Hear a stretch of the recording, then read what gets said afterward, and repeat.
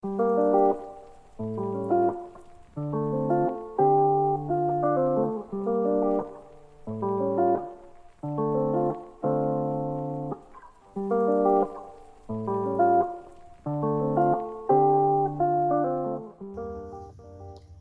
compañeros, espero y deseo que estén súper bien.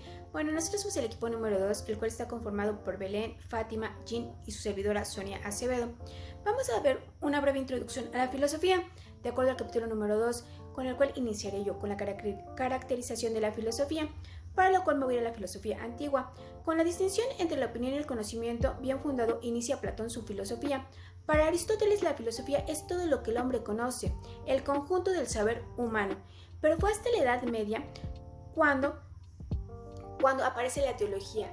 ¿Qué es la teología? Son todos los conocimientos relacionados a Dios.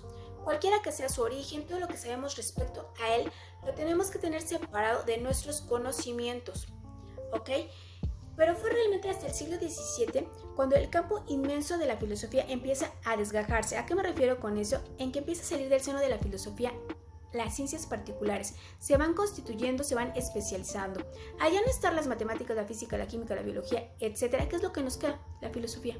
Eso es lo único que nos va a quedar, la filosofía. Pero, ¿en qué momento se determina si es ciencia o si es filosofía? En el momento en el que se decide delimitarse o especializarse en algo. Un ejemplo muy claro, lo leyeron, es que puede haber en nuestra realidad una gran cantidad de números y de figuras, pero en el momento en el que se dice el ser número o el ser figura, en ese momento que se empieza a delimitar en algo en específico, surgen las matemáticas como una ciencia independiente, ya se va a separar de la filosofía. La filosofía es el estudio de todo aquello que es objeto de conocimiento universal y totalitario, pero para entenderlo necesitábamos saber el método de la filosofía. Para esto se necesitan tener disposiciones para entender la filosofía. La primera disposición es que tenemos que ser como un niño. Tenemos que tener curiosidad, admiración, buscar problema a todo lo que está a nuestro alrededor. También debe haber una segunda disposición, la exigencia de rigor y de exactitud. Debe ser racional, intelectual, debe de haber mucho respeto. No de la nada, no porque se ha dado mucho, que pueden ser neurólogos, pueden ser personas muy reconocidas y de repente empiezan a hablar de los problemas de la filosofía de la nada, sin tener bases ni argumentos, lo cual afecta, porque si alguien más lo lee y no investiga, ya se va a quedar con esa idea que está dando alguien más que tampoco estudió y lo supo. Tenemos que considerar que la filosofía no es una ciencia, es una disciplina tan rigurosa y estricta como la ciencia, pero no es una ciencia, porque como lo dije con anterioridad, ciencia tiene un objeto delimitado, mientras que la filosofía ocupa cualquier objeto en general, ¿ok? Para entender esto tenemos que irnos a los métodos de la filosofía. Voy a tocar solamente dos métodos de la filosofía. El primero es el de Sócrates y la mayéutica, que fue en el siglo IV a.C. en Atenas. ¿Qué es lo que hacía Sócrates? Agarraba y se salía y se iba a la plaza principal y empezaba a cuestionar, a preguntarle a las personas. Llega un momento en el que los paraba y nuevamente les hacía nuevos cuestionamientos.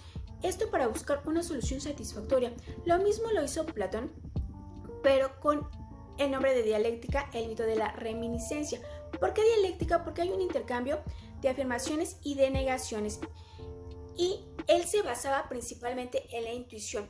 ¿Por qué hacía esto? Porque él quería llegar, no hay verdad absoluta, pero quería llegar a la solución a lo que él quería escuchar.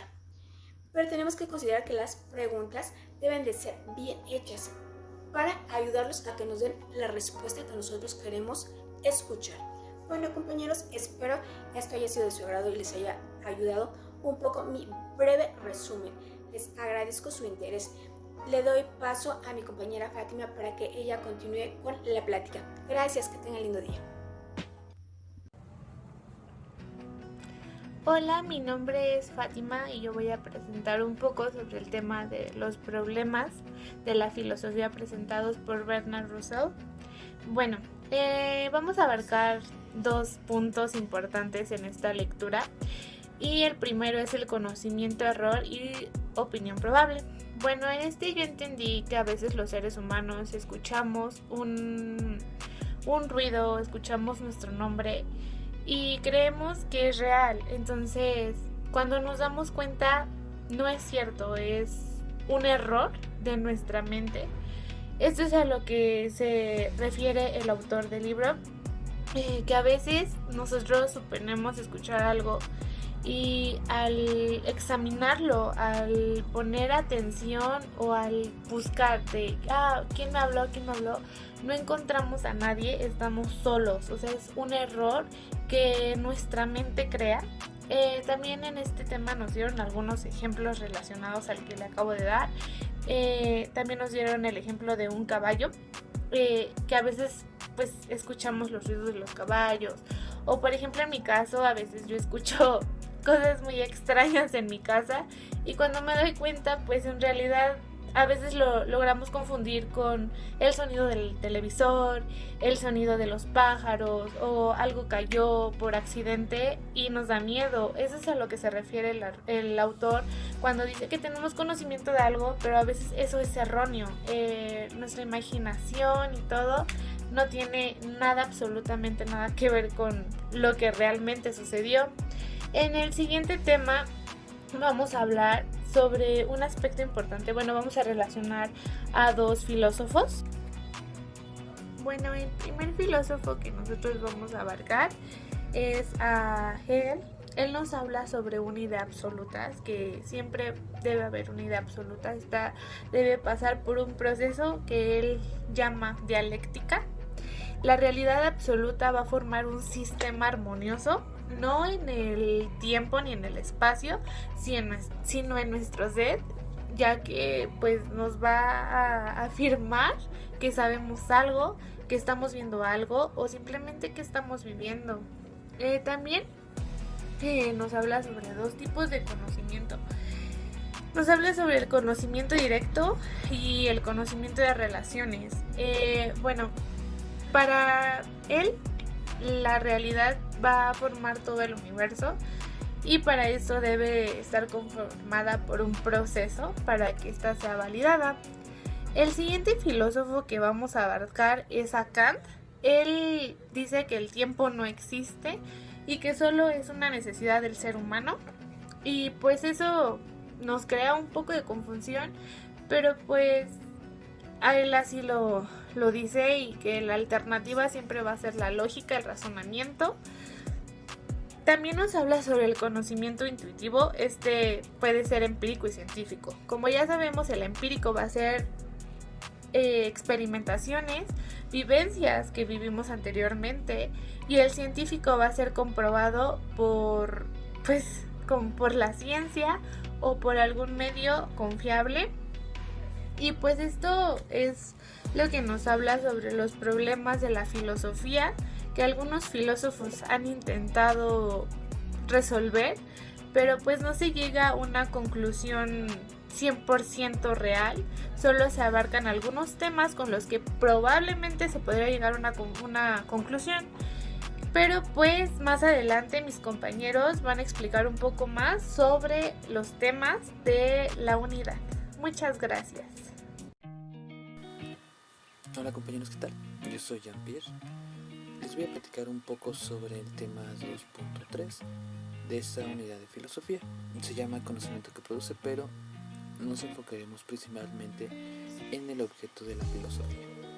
Bien, por eso considero que es importante que conozcamos cómo se le considera la filosofía y cuál es su meta. Tal como lo dice el tema, objeto de la filosofía, vamos a conocer su meta, su objeto.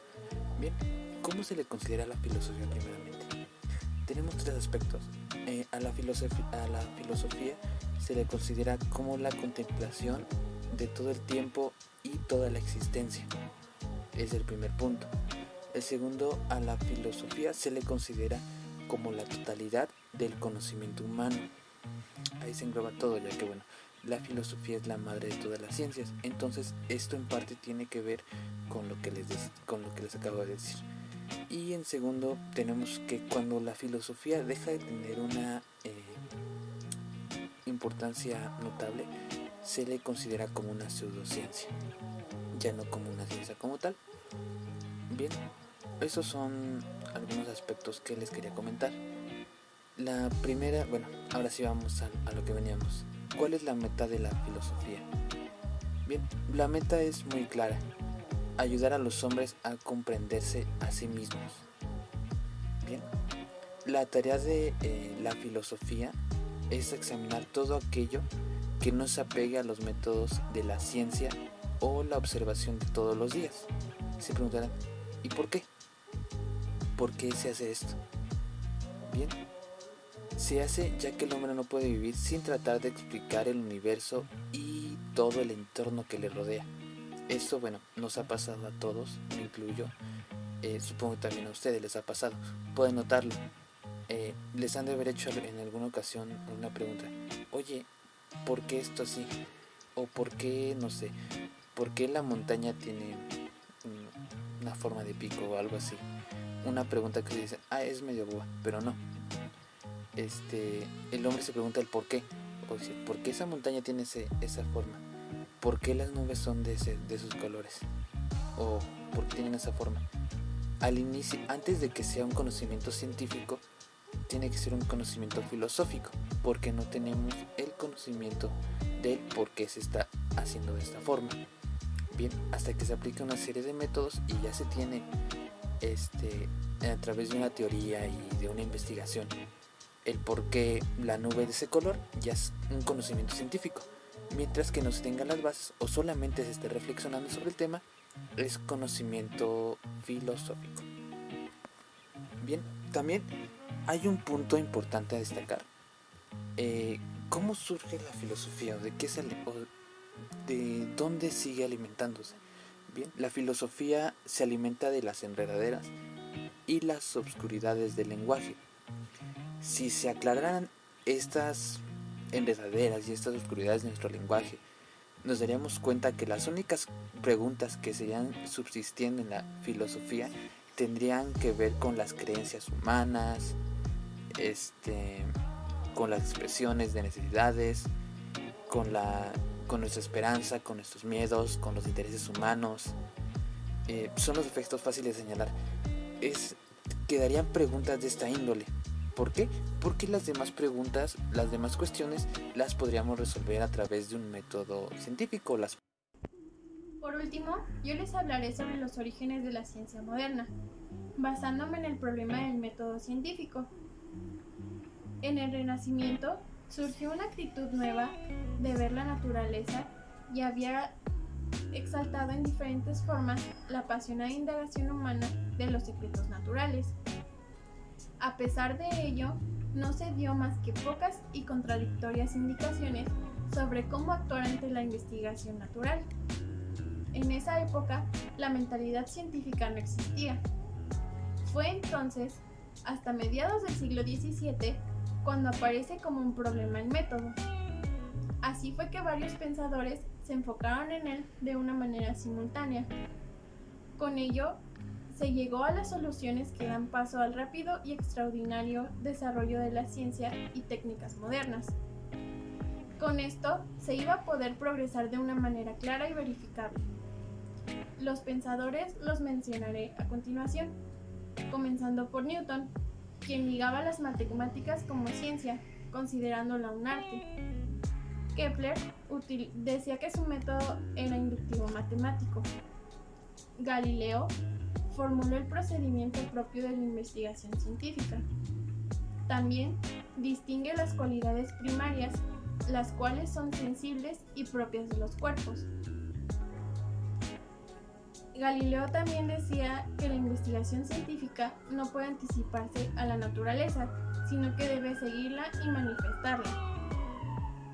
Por último, Bacon aportó la separación de los hechos.